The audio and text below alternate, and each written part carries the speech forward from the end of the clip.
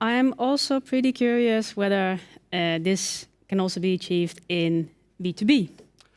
Well, Sanne, of course it can, because in the end, B2C, B2B doesn't really matter. It's all about human to human. And it's about understanding how you can use your data to optimize these customer experiences.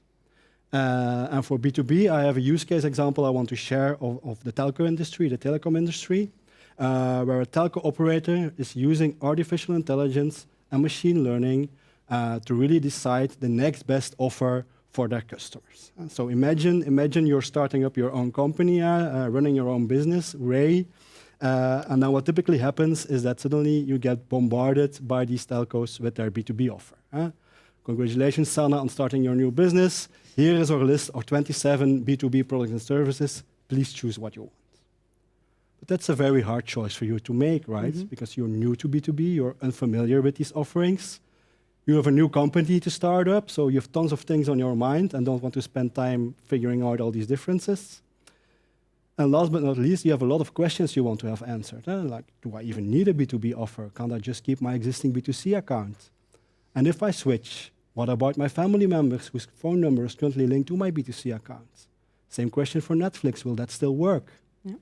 So as a startup, you have all of these questions and you need a lot of support, advice, and guidance.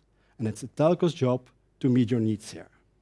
So instead of showing all these different products and services they have to offer, they can use the power of AI to decide the next best offer for you.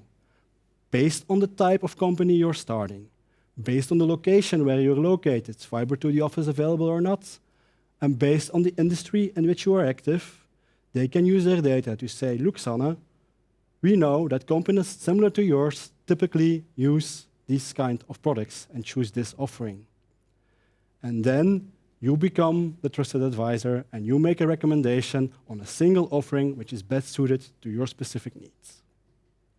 So instead of doing everything at once, use the data that you have, enrich it with artificial intelligence insights, and use that to position a single offering towards your customers. I like it. I like it. So, Kris, you mentioned AI and that this is being leveraged to calculate next best offers decisioning. Sounds complex to me. So how can Adobe be leveraged to obtain and realize this use case? Pierre, can you take us through this, please? Adobe can really simplify this kind of use cases because we're leveraging multiple building blocks.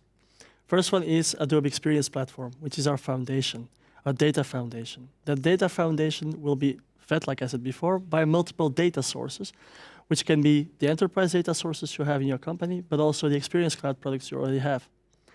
The data coming from those data sources will then be crunched and processed by your own built or brought models to very specific scores of enriched data, which will then be fed to your real-time customer profile.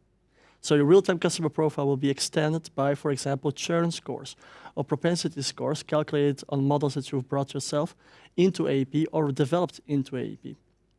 That real-time customer profile will then be leveraged by segmentation and activated across your channels using the activation framework. Now, if we look at those channels, first thing you will do is develop your next best offer catalog. The next best offer catalog will leverage the segments you've defined, but it can also leverage profile attributes from your profile. So, for example, the scores. Those offers will then be pushed through multiple channels, either inbound or outbound. Now, this is a more complex scenario, but as you can see, it's really neatly built into different blocks that you can easily maintain. So in this setup, multiple pieces are coming together to realize this use case. So what would you recommend, doing it all at once or more a step-by-step approach? No, here I would recommend to really use the blocks approach. So the first thing you would do is make sure that your end-to-end stream from left to right is fully set up and configured. Make sure you have the data sources available. Make sure those data sources contribute to your real-time customer profile. Make sure that you have some segments you can leverage, and then your channels activated. As a second step, you can already extend your channels by having the next best offer integrate with those channels. Once those two steps have been done successfully, you can enrich, extend, bring more power to both the segmentation as well as your next best offer by bringing machine learning algorithms to extend your customer profile even further.